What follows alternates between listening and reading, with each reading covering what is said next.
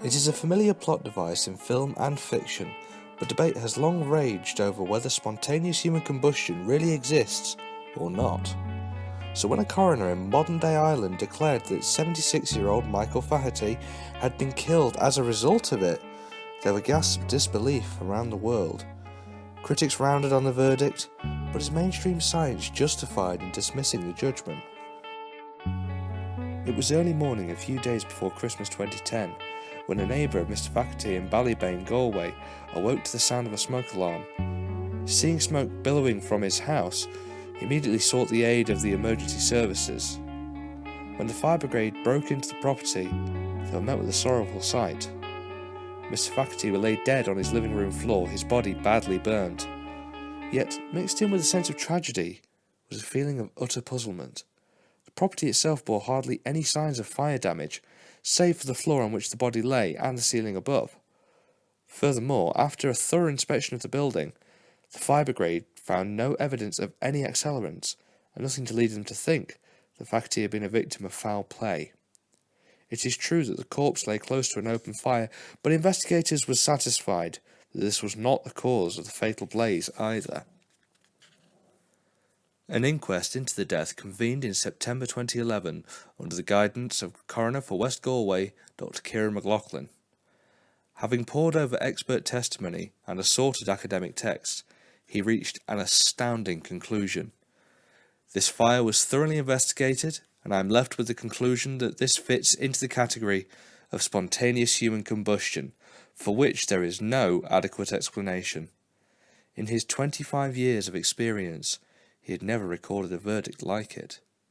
So what is spontaneous human combustion? In short, it is an event where a person bursts into flames despite the apparent absence of an external heat source. The first recorded episode dates to 1663, when a Parisian woman was said to have gone up in smoke, even while the straw bed on which she was sleeping remained intact. However, many within the scientific community consider the idea of spontaneous human combustion as nothing more than hokum.